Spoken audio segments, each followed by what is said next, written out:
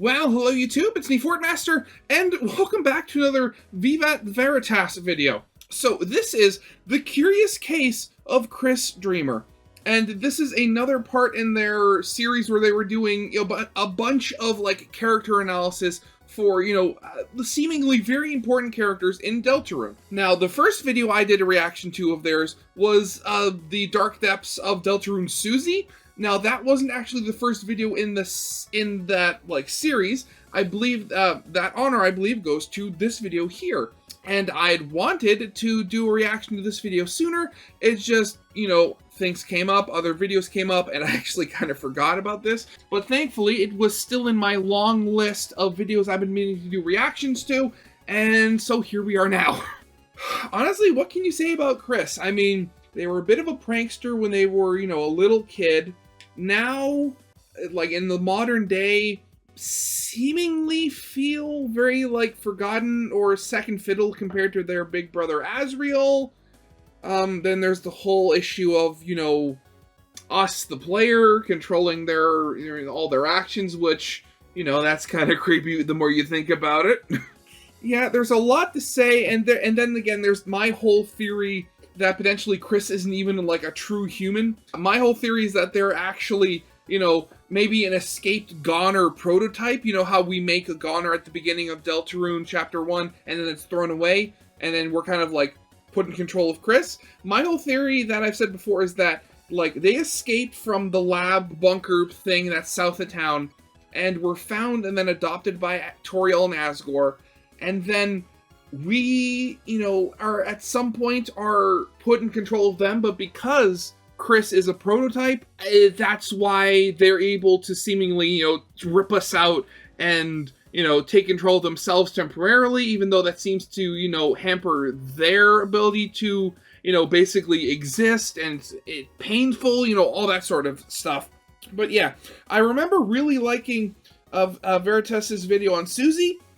And so, let's actually get into their video on Kris then, since I've inadvertently put it off for so long. So, yeah, of course, as always, original videos linked in the description if you haven't seen it yet for some reason. Corner video will lead to my Let's Play of the day. And yeah, with all that out of the way, let's get this thing started then, shall we? Welcome, viewers. I'm Vivat Veritas, and welcome to Deltarune December. That's right, we're going straight into the intro. I've made it a mission for myself to really push my process to its limit, see if I can manage to put out a video every week of December, and we're all going to see together whether or not that's something I'm actually capable of doing. Who knows, maybe this will become a repeating thing, we'll see. The plan is that each week we'll look at a different Lightner and do a bit of fancy character analysis on them. Unlike most of my this other video's videos, a bit late. isn't really a big picture or point to it, not that I end up answering a question in them anyway. It's more just to have a good idea about the particular characters and demonstrate my own personal opinions, and we'll likely tie it into a couple of the classic big themes that we've thoroughly established within Deltarune by now. So, who are we going to start with? Well, there's a pretty great candidate Kris, yeah, right of course, off the yeah. bat. Kris Dreemurr, I think, is the most important character in Deltarune, and I feel like this isn't a controversial opinion. It would be out of place then to not talk about them when discussing who I believe to be the key 4 Lightners, or at least the 4 Lightners we know much about. The 4 There is a Lightners of slight the problem, Apocalypse. though. I've already done this. Twice. So, what new information can I bring to the table to make this video worth your time? Well, I think something that I've kind of avoided talking about is Kris's relations to the other characters, and getting an idea of the type of person that Kris actually, is. Finally, Outside of it's our time control, for a yeah, that's true kind of important. character analysis on our favorite chocolate-eating, TV unplugging, non-binary, not-so-blank slate protagonist. No other protagonism-afflicted children allowed. Join me, won't you? Of course, I have talked about Kris's case of protagonism on this channel in the past, and how that intersects with the erasing of their identity. I've developed a couple of conclusions from this, but the main takeaway is that Deltarune cares about commenting on autonomy and freedom. I've explored how Kris feels about this, likely bad, but we should also consider how Kris feels about, well, stuff in general. This is a character analysis, it's kind of the point. Kris is showcased time and time again as someone who lives in the outskirts. They don't socialize, they don't do extracurriculars, and they barely even go outside when Azrael isn't involved. However, they don't exactly blend into society either. Kris actively takes themselves out of society as much as they can, even before we arrived, though how much of this was their decision or enforced upon them as the only human in the town is up for debate. They're considered somewhat of an outcast, a weird kid for this, and this is partly due to them being cloaked in shadow, metaphorical shadow that is, though their fringe obscuring their face is a literal example. The most notable form of this being shown visually is, conveniently, the first thing we see when we control Kris. Kris's room says a lot about themselves and the world that they live in. Yeah, I mean, if it wasn't for the fact that we know that, that Kris's family actively does love them, and that Toriel is very doting, and, Azrael kind of pulled them along to include them into things, you'd think that Kris was very much in like an abusive household that didn't include them in anything. But no, very much all of this, for lack of a better word, nothingness, the lack of awards, lack of like any personal mementos, the very, what my mom would call, jokingly, living like a monk, with like no personal attachments or anything. That's all very much self-inflicted on Kris's part here. And honestly, thinking about it, I'd have to take like a good while to form my own personal thoughts on it. But at the moment, I don't know whether that's sad, whether that's sadder than him or them being neglected by their family, because at this point, their family is trying very hard to include them in things, but they're just not interacting with it at all. On one side, we have Azrael's domain, filled with trophies and accolades. The stars are bright overhead compared to Kris's side, which is completely devoid of, well, anything, really. Nothing over here the has bird anything cage in to a comment wagon regarding Kris's personality, accomplishments, or identity. It's like a ghost lives here, barely. I just thought of something, and I don't know if it would really happen, but it'd be very funny if it did. So, how, like, in Chapter 1, we see Kris rip us out of their chest, the heart, soul, whatever you want to call it, throw it in the birdcage to trap it. But I don't know why it never occurred to me before, but I only just truly realized that, again, the birdcage isn't just sitting on the ground, it's sitting in a wagon. Something with wheels.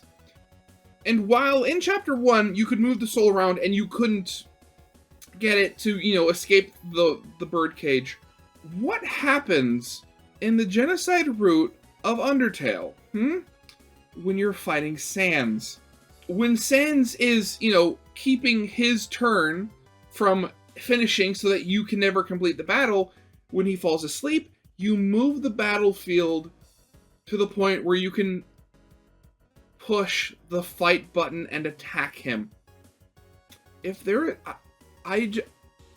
What if at some point during, a future chapter, either Kris doing it themselves or somebody else doing it, us as the soul are trapped in, the wagon birdcage, and being very similar, the whole thing during the genocide route of Undertale, just slamming the soul against the side of the cage, applying enough force to start causing the wagon to roll. The thought of that happening, I don't know whether granted, it would probably matter on like what the story was up to that point, but just picturing that in my mind, I can imagine that being simultaneously the most epic and hilarious thing at the same time. And I want to see the other characters' reaction, where they just see, oh god, there's no hope, everything's lost, what are we gonna do? And then they just see a wagon rolling by itself, with the soul slamming itself against the wall of the cage to force the wagon to roll further.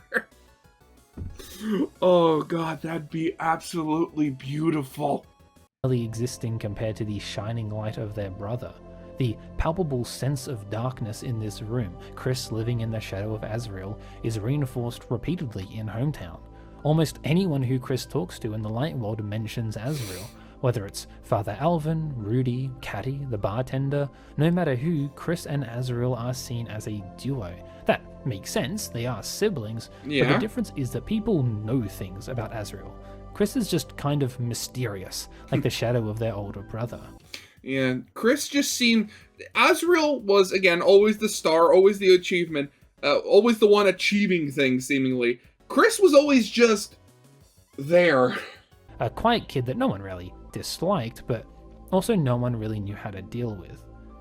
The interesting thing about this is that Kris doesn't really seem to mind that much, at least about being in Azrael's shadow. Kris clearly is very fond of Azrael, so I'm sure part of it is just normal sibling things, but it's no secret that Kris truly admires Azrael. The trick is that I would imagine part of this is due to the nostalgia of their family unit. When Kris and Azrael were kids, their parents were married, Rudy was healthy, and Des was still around.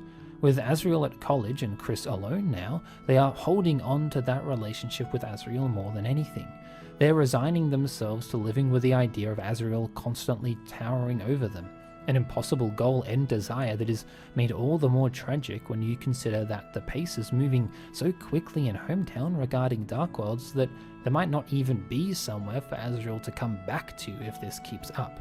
Oh god, Azrael yeah. should be an anchor for Kris, yes, but the as so far one-sided connection they have only serves to tie Kris into others rather than becoming their own person. It's no coincidence, then, that Kris seems to particularly enjoy the Dark Worlds. As a kid who lives in the shadows, outcast from society, willingly or not, this is the perfect place to escape to, as if they were meant to be here this whole time. The perfect attribute to have as the protagonist of this specific game. Convenient, huh? Kris finds new relationships with those in the Dark Worlds, but the most salient of these is Ralsei. I think I've made the connections between Kris and Azrael clear so far, so it's no surprise that the relationship these two have is slightly fraught. Instead of Kris projecting or being unhealthily connected to Azrael, though, the roles are reversed. In this case, Ralsei is the one who is deeply associated with Kris. It's not completely clear how okay Kris is with it. Yeah, after all the videos I've played, and thinking back to my own playthrough of Deltarune, where I think I remember, like, making Kris, like, a hug Ralsei, and after all the videos I've watched pointing out that it seemingly points towards the fact that Kris doesn't seem to really be okay with Ralsei, either because they know something's weird going on with Ralsei, or just because of their, basic appearance being very similar to that of Azrael. Yeah, I've come to the conclusion that I'm kind of joining the consensus here that, Kris doesn't quite like Ralsei, and only really stands being near them because we the player control their body for the majority of the time. I talked about this relationship a lot in my Ralsei video, but let's say That's what it another one I actually need to watch. means for Kris. There is obviously a strong tonal undercurrent to it all, with Ralsei most likely resembling the very brother Kris so cherishes and has been longing to see again. The brother that is a reminder of the good times of safety and fun and peace. But this is uncanny in a way. Although we are given the option to express affection for Ralsei in numerous ways, that's always our choice. The things that we don't choose, the things that Kris forces to happen, are where their true feelings lie, I would say. The main point in regards to Ralsei is something I mentioned a long time ago, the way that Kris decides to express your choice of inviting Ralsei. There is a strong sense of confusion in their voice, as if Kris themselves is surprised at your choice and isn't exactly sure where this is coming from. Part of this may be the implied romantic undercurrent at times that unnerves Kris, but they don't express aggression or annoyance, just confusion. This is a facsimile of their brother, yes, but I think it's not out of the question to consider that Kris's complex feelings towards Ralsei, a relationship that we are likely missing some pieces from due to the times he talks with Kris outside our purview, could also be considered as Kris trying to see Ralsei outside of this weird approximation of Azrael. After all, this is using some slight meta-knowledge, but it's not like Ralsei acts much like the Azrael we know. Aside from appearance and name, this could be... Well, granted, back in Undertale, we don't really know what Azrael acted like a lot of the time. Of course, we have, like, if you go into the True Lab, you have the old recordings. But I mean, the vast majority of the time you're actually with Asriel. It's either like during the boss fight, the final boss fight of the game, where Asriel's, kind of gone a little, well, not a little, because he's gone nuts and is trying to kill you. Or it's, at the very end of the game where you backtrack to the very beginning of the game and just give Asriel a hug because he doesn't want to turn back into Flowey. Be a completely different character than Kris is used to. Honestly, I think the relationship between Kris and Aralse is one of the most important parts of the game, both for Kris's character as well as the thematics of nostalgia and identity, but there's a lot more information we need to truly understand it. Asriel, of course, isn't the only Lightner that Kris has a relationship with. Susie! I'm hesitant to talk much about their relationship Noelle and with Birdley, Susie yeah. and Noelle, as it's probably best to save that for their respective upcoming videos. However, I do think it's important to mention what the relationships actually mean for Kris. Ultimately, Kris hasn't really had friends in the light world until we showed up. They go back pretty far with Noelle, but it seems like the owning of friendship points has been at an all-time low for a while at least. From what the game tells us, it's pretty obvious that this ties into Kris's general isolation from the rest of society, cutting themselves off from other people, likely after the disappearance of Des and their parents' divorce, especially for Noelle. Susie, though, was someone they never got a chance to befriend up until now, and it's unlikely they would have on their own accord. Instead, through random chance, Kris and Susie grew to understand each other more and more, and although it's a little cliche, they realize that they have some similarities that they can bond over. Yeah, both outsiders. This friendship with Susie gives Kris something new to care about, and although it does eventuate due to our meddling, they are pretty alright with it as far as things we do go. Even their relationship with Noelle, provided no snow grapefruit, improves, which seems to be for Kris's betterment. None of them carry the same tone from Kris or the game as their relationship with Aralse does, which leads me to believe that Kris does appreciate and enjoy these connections being made, even if they have odd ways of showing it. Kris has odd ways of showing and not showing a lot of things. Oh god, the wiggle. The thing that I want to stress the most about Kris, and the thing that colours my analysis of them, is this. I really do believe that Kris is just a frightened, upset kid with a lot of emotional turmoil. I think everything I've gone over in both this channel and video makes that clear. Yeah, I mean, I have seen, and granted, it's not been, I haven't seen them in a long time, and they were very, niche, even at the time, but I do remember, some people suggesting that Kris was, in fact, the knight, like the one and only knight or something like that, and like it's almost like it was almost like a Jekyll and Hyde thing almost, where like we're controlling the nice side, and then like and then I was going to say Hyde, and then Kris, when they're not in our control, is creating the dark worlds and causing trouble and stuff like that. But very much like whether like it turns out that like Kris did like some sort of demon ritual and summoned us accidentally to possess them or something like that, or other weird things that could happen.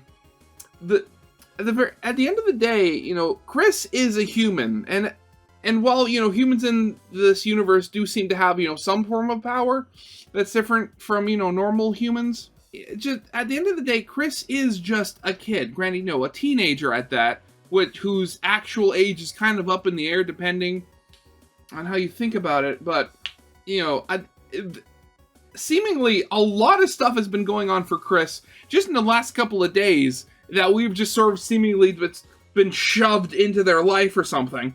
That with like the turmoil and potential like emotional repercussions of seeing his brother again, their brother again after a while, and however that's going to go if we actually see that in game. You never know, maybe Toby Fox will pull a fast one and like the entire game finishes before Asriel ever actually shows up in back in hometown and we never actually see him or Papyrus again. Oh god, if Toby did that, I'd never forgive him.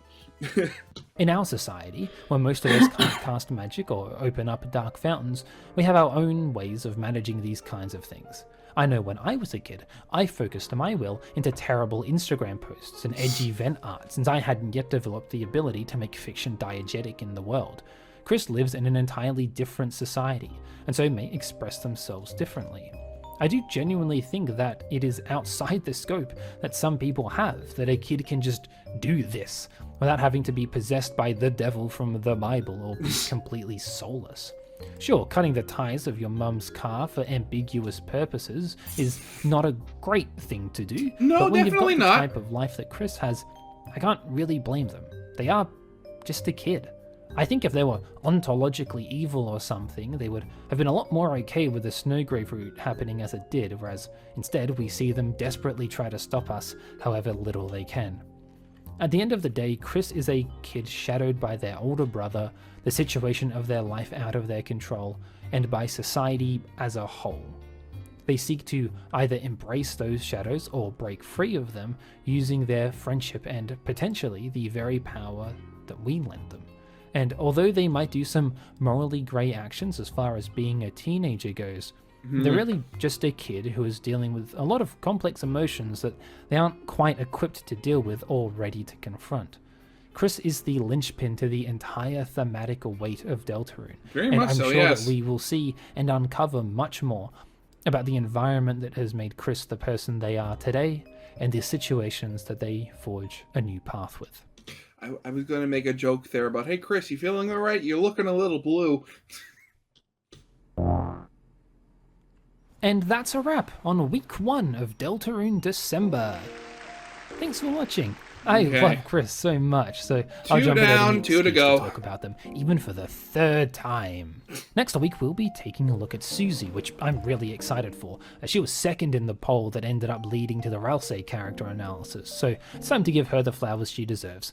Hopefully she doesn't eat them. Anyway, let me know what you thought about the video, and about Kris as a whole. I'm pretty pleased with how it turned out over a relatively short time frame, but I'm always keen to hear feedback, good or bad. An exuberant thank you to my extraordinary patrons Michael Bates, Miggy, Zalgo, Tybee Fitzhugh, and Nigel Robinson, who keep me in the business of YouTube. Feel free to check out said Patreon to help support me, and maybe convince me to do more regular uploads.